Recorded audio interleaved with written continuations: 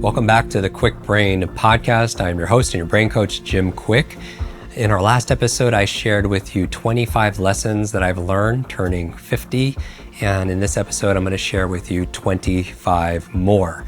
And before I do so, I want to thank each and every one of you who pre-ordered our upcoming book, Limitless Expanded. This is the updated version with new case studies from our readers, with new science, with new chapters on nootropics, on using AI to enhance your HI, your human intelligence, brain animal types, and learning agility, limitless in the workplace, and so much more. If you want to get our 13-day Quick Start program as my gift to you, which is worth a lot more than the pre-order of the book, just go to limitlessbook.com and pick up a copy for you and pick up a copy for a friend. Okay, and with that, I'm going to share with you the second 25 lessons that I've learned going around the sun 50 times. Lesson number 26, your comfort zone is a nice place to visit, but not much grows there. I recall a time when I had to speak at a major conference, and this was the biggest one in my career up to that point. And I was pretty comfortable with smaller audiences, but this was different. This was terrifying and beyond scary. And I could have declined, but something in me said, I have to do it because I'm going to regret not doing this. So I didn't want to stay in my comfort zone. And I took the leap, and guess what? It was a phenomenal experience. I didn't crush it, but I was proud of myself afterwards. And I grew not only as a speaker, but also as a person. And it taught me that while our comfort zones are safe and they're familiar, they are also incredibly limiting. Growth, as I've learned, is playing and practicing at the edge of what's possible, right? And life is hard for two reasons, either because you're leaving your comfort zone, or life is hard because you're staying inside your comfort zone. So remember that the comfort zone is a nice place to visit, but not much grows there. Lesson number 27, sometimes a loss is really a gain in disguise. I remember a time when a long-term client decided to end our contract. And it was a big deal because they were our biggest client, and I felt like this was such a loss and it was such a setback. But in that space, there was new opportunities that emerged because it forced our team to ask a new question. How can we not be dependent on one source of major source of revenue? How can we diversify and add more value in the world? And I had more time losing this client to explore, to create, to strategize, to brainstorm, for our team to expand our reach. And that loss was really, in a way, a gain. I learned that in our life, when we lose something, maybe it's a person, maybe it's an opportunity, that in subtraction, there is multiplication sometimes. And when you subtract, you could also multiply. It taught me that sometimes what seems like a setback is actually a setup for a comeback, right? That you could bounce back, but also bounce forward. And it's all about perspective. Lesson number 28, you have permission to rest. You don't have to fix every single problem for every single person. In my quest for growth, for achievement, I often push myself to contribute to the brink of burnout, to the brink of sheer exhaustion. And I felt responsible for fixing everything and everyone that was coming to us, for me to always feel like that I was moving forward. But I learned the hard way that it isn't sustainable, and it's certainly not healthy. There's no harmony in that, right? That if you're persistent, you could achieve it, but if you're consistent, you get to be able to keep it. And I wasn't being consistent because I would burn out.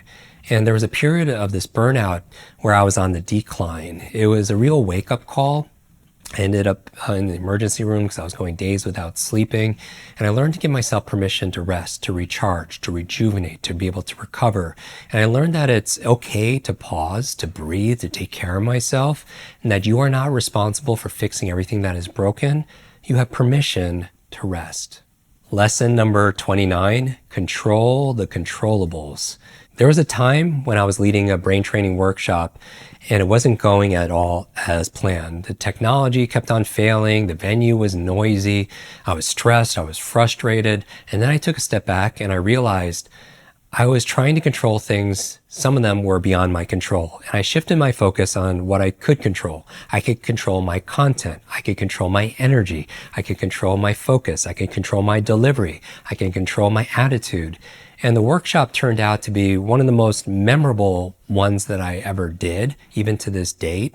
And it taught me the importance of focusing on what I can influence and by letting go of the rest. And the things you can control are what's in the Limitless model. You could always control your mindset, you could always control your motivation, and you could always control your methods, right? So you could always control your thoughts, your feelings, and your behaviors. Lesson number 30, be a thermostat, not a thermometer. And you've heard me talk about this all the time. As a speaker, as a coach, I've learned the power of influence through teaching, the power of setting a tone. And a thermometer, what does it do? Its only function is it reacts to the environment, right? But a thermostat doesn't react. It gauges the environment, knows the temperature, but what does it do? It sets it. And I've been in rooms where the energy was low, the enthusiasm was missing, the focus was everywhere, and I could have mirrored that and reacted like a thermometer. And sometimes we act like a thermometer. We react to how the economy is doing, how people treat us, to the weather. But instead, I chose more to be a thermostat to influence my environment with my energy, with my thoughts, with my commitment, with my passion. And guess what? The energy changed. Right? I changed it, set the setting on the thermostat, and the environment changed along with it. And the enthusiasm rose. And being a thermostat, I learned it's about taking initiative. It's about setting the tone. It's about leading by example. Lesson number 31, dreams without discipline is delusion.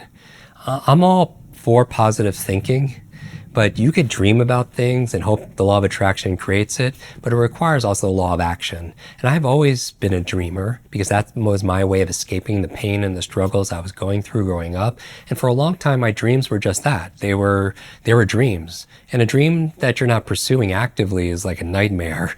And they were ideas, they were aspirations, but they weren't coming to life in any way, shape, or form.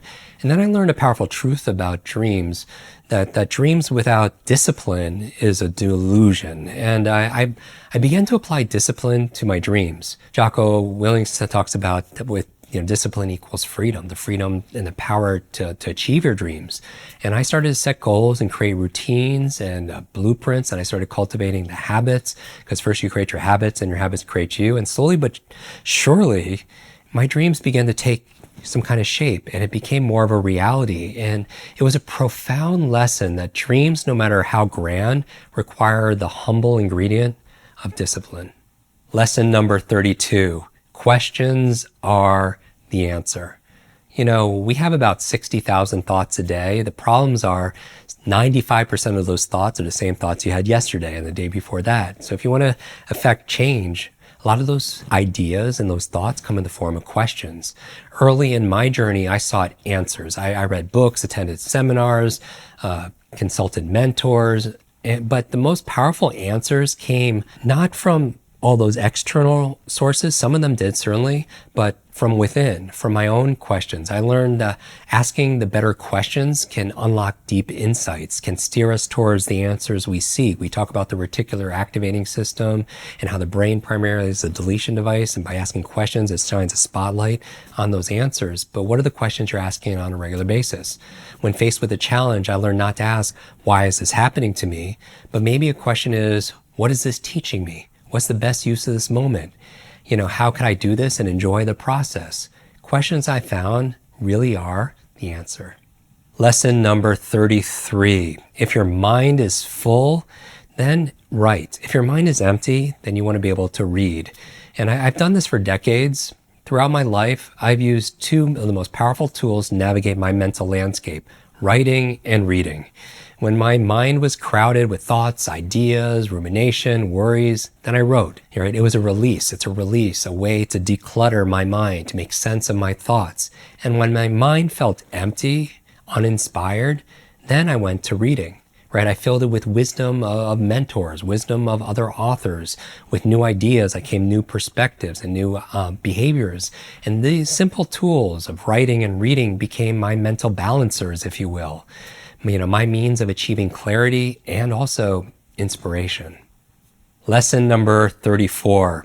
Our time is limited, but our mind is limitless, right? It's our leverage. I've always been acutely aware of the finite nature of time. I've had in my life 2 near-death experiences, and I think having those moments kind of makes you reflect that tomorrow's not promised.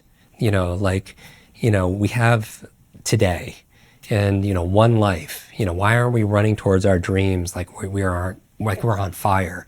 And it's a resource time that we can't renew, but our minds, they are limitless. There's no limitations to what you can learn, to dream, to imagine. You can create without bounds. And understanding this made me value my time, made me invest in expanding my mind. Each moment became an opportunity for me to learn deeply, to grow, to create. And this dichotomy of limited time, but a limitless mind became a powerful driver for my own journey. Lesson number 35, growth is hard and change can be painful, but nothing is as painful as being stuck somewhere that you don't belong. I just got goosebumps saying that. I call them truth bumps. There was a time in my life when I was stuck in a position that didn't fulfill me, that didn't align with my passions. It was kind of comfortable, it was kind of safe, but I was not happy and I was certainly not fulfilled. And the prospect of change, of growth, it's daunting, right? It's uncertain. And, the pain of being stuck though is just a lot worse. Like what if you imagine 5 years pass and nothing changes? How would you feel? 10 years pass, nothing changes.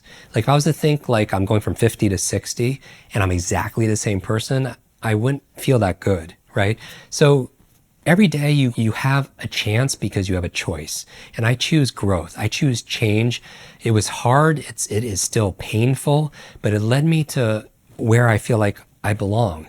Helping others unlock their brains, their mind's potential. It taught me that while growth is hard and change can be painful, there are pathways to fulfillment, to authenticity, to where we truly, truly feel like we belong. Lesson number 36, knowledge is potential power. Now, you've heard me say this for 3 decades. I remember when I began my journey to improve my brain health, my learning, I devoured countless books, articles, research studies, and I had amassed knowledge like you cannot imagine. But my brain health didn't improve, and my grades didn't improve, and I was still stuck. And it puzzled me until I just realized that just knowing something doesn't make a difference, right? If you read a book and don't apply it, your life is no better than somebody who couldn't even read that book, who's illiterate to begin with. And so knowledge is not power, it's potential power. It only becomes power when we actualize it, when we apply it, when we implement it. So I began to put knowledge into action, right? You want to think like a person of action. You want to act like a person of thought. I started to do my brain exercises. I started to change my brain diet.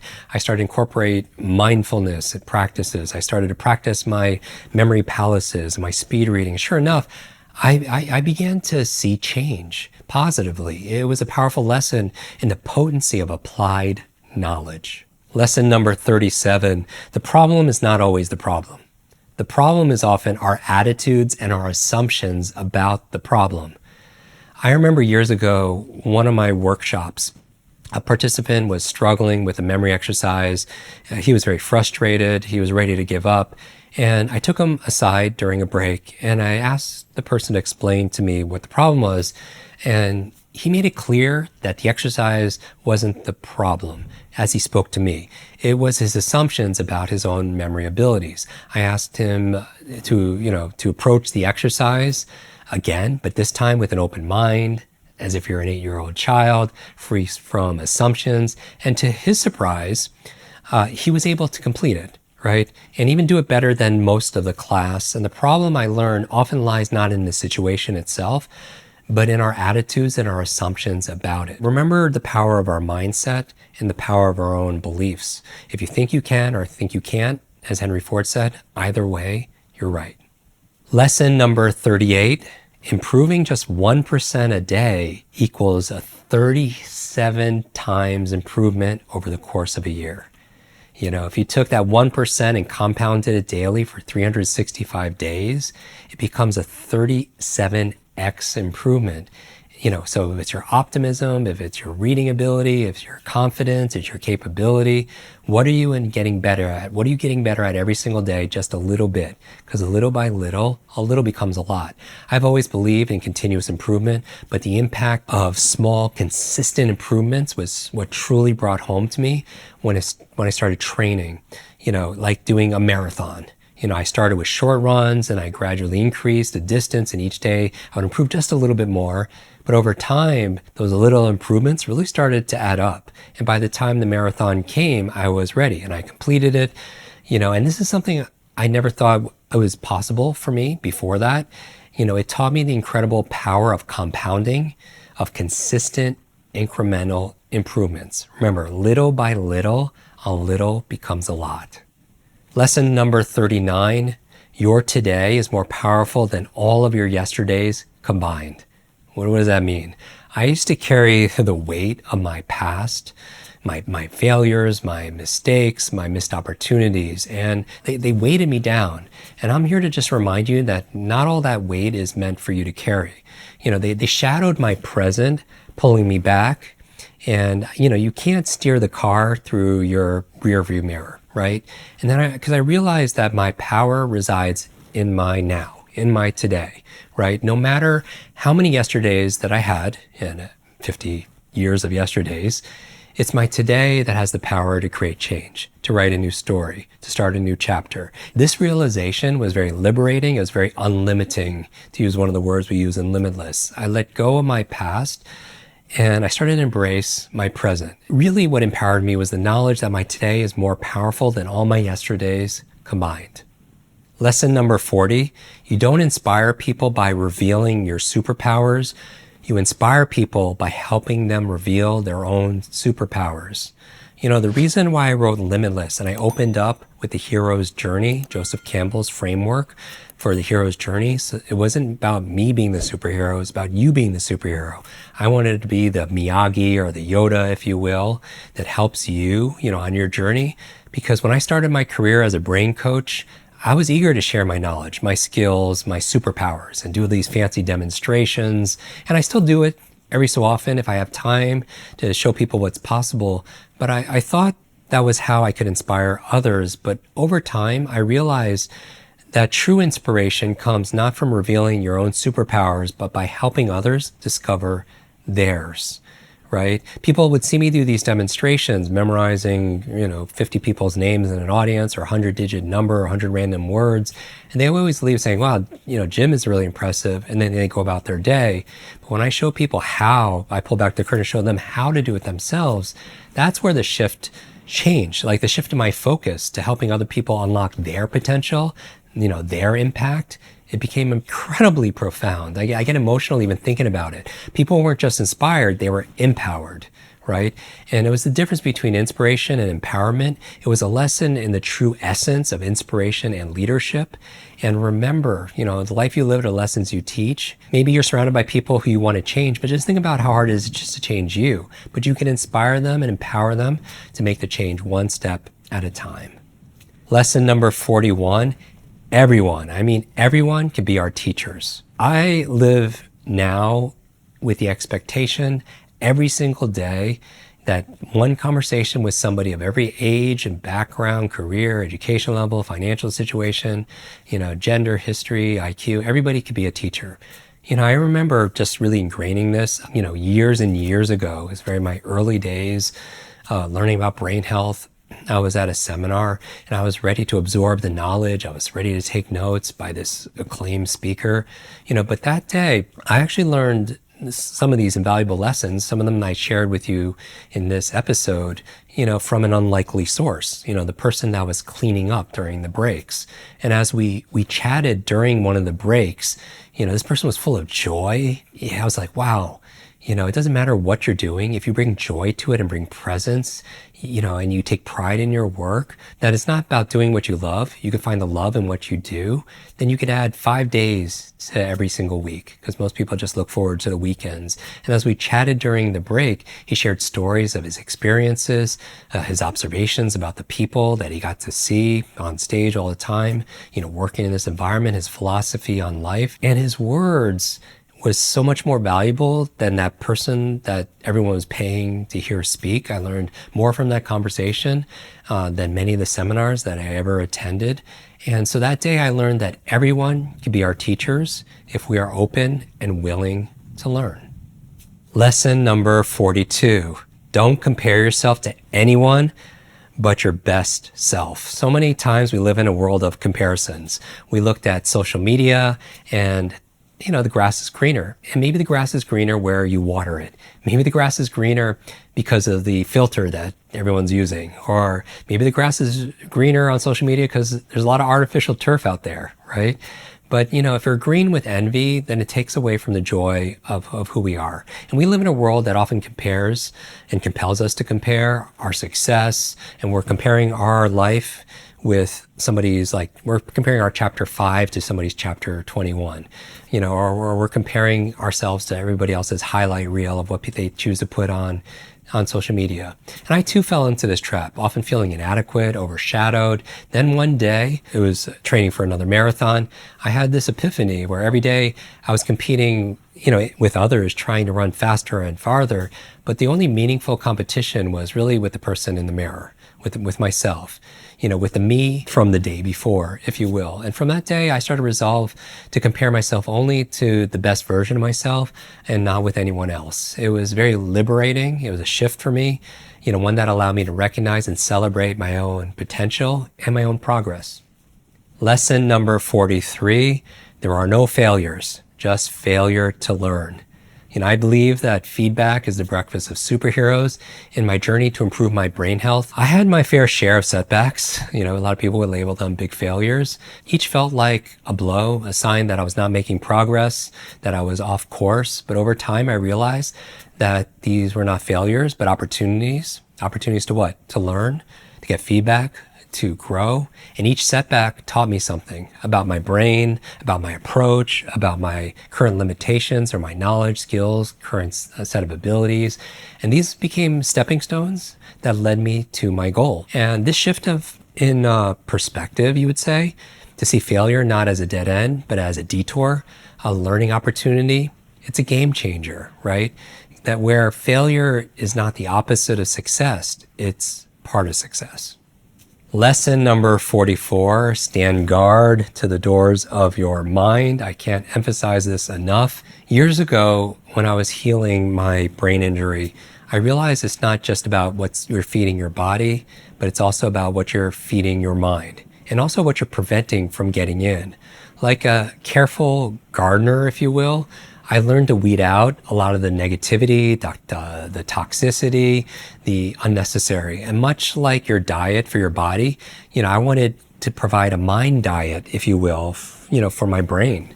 Things that were nourished so this flourishes. I started to stand guard to the doors of my mind, carefully curating the information that I allowed in, to the people I spent time with, because I started adopting their words and their actions and their thoughts, their character, their habits. And this included not just the books that I read, but the media I consumed, the things that I watched, but also the conversations that I was engaged with, the thoughts that I entertained.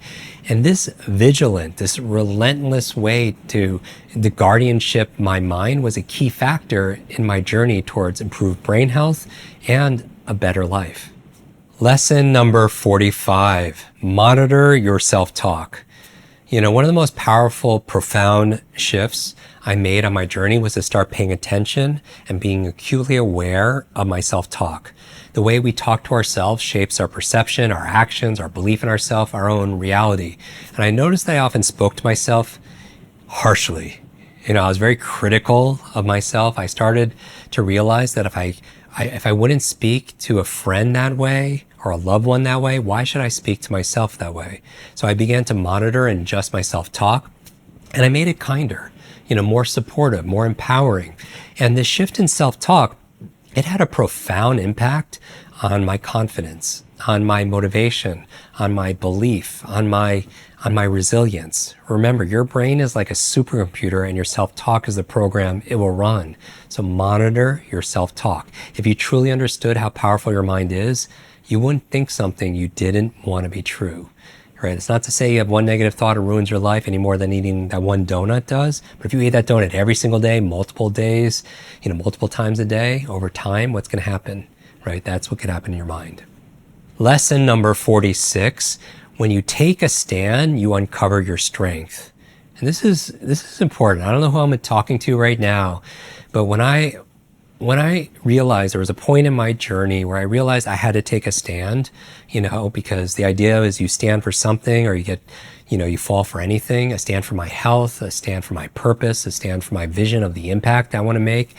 It was a daunting decision, but it was completely necessary. And when I did, I discovered strengths I didn't know I had, the courage to leave, an uncomfortable position, the determination to overcome obstacles, the resilience to keep going despite, setbacks, or feedback to the contrary.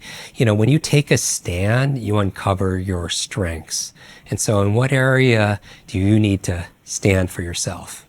Lesson number 47, small steps can lead to big changes. I was always an advocate of big dreams. I'm always a big advocate for bold, audacious goals, but I learned that big changes often start with small steps. And when I started my journey to improve my brain fitness, my learning, it began with very small, subtle changes. A new morning routine, a different diet, a small number of minutes of meditation or a little bit of reading. And these small steps gradually led to big changes in my cognitive ability, in my mental health, in my well-being, and in my life. So what small steps can you take today? Little by little, a little becomes a lot. Lesson number 48, pain can be a powerful motivator. When I was young, dealing with my TBI, my traumatic brain injury, that left me struggling with learning and processing and memory, that pain became a very powerful, potent motivator for myself. It drove me to find ways to heal my brain, to improve my cognitive abilities, to help others to be able to do the same. And while pain is something that we naturally want to avoid, I just want to remind you that it's also a signpost. We've done podcasts on this, on why we have emotions, the energy of motion. It can be a catalyst for change. What's that emotion telling you? Maybe if you feel fear, the emotion, the call to action is you need to prepare, right? And so it's a signpost, this fear or this uncertainty, for change, for growth, for personal transformation. Lesson number 49, harness the power of curiosity. And we've done episodes on the power of curiosity, but if you're not curious and fascinated about things, like where are you? Right? If you're green, you grow. If you're brown, you rot. And I feel like if you want to stay green, you have to stay curious. I remember during a visit to a school, I noticed that one student, was always, they always had a question ready. Every single time I came back, her relentless curiosity reminded me of the crucial role that curiosity plays in learning. And as kids, you're naturally curious, but sometimes, you feel like your cup is full and you feel like you know everything. I just remember curiosity and open mind. It's like a parachute. A parachute works when it's open. And the same thing with your mind. So stay curious. It's the engine that fuels your lifelong learning and innovation and creativity. So how can you get more curious about something today? And finally, lesson 50 of my 50 years around the sun, reframe your legacy. And what do I mean by that? I mentioned that I've had a couple of near-death experiences, and I feel like, I've also had a number of near-life experiences, many more, where I didn't really come alive. I feel like sometimes when we're burnt out, it's not because we're doing too much, it's because we're doing too little of the things that make us come alive. And there was a time when I felt burdened by the legacy of, things that I grew up with, generations of family. When we came to this, my parents came to this country, they didn't speak the language, lived in the back of a laundromat that my mom worked at. And my parents lost their grandparents very early, didn't have any money, didn't have, a network, and everybody has their own situation and story, but over time, I decided to shift my perspective, and I started thinking to myself as, yes, I I am a descendant of all these generations, but I also want to be an ancestor for future generations, whether it's for my own kids or other generations, rather than just being limited to being a descendant of the past.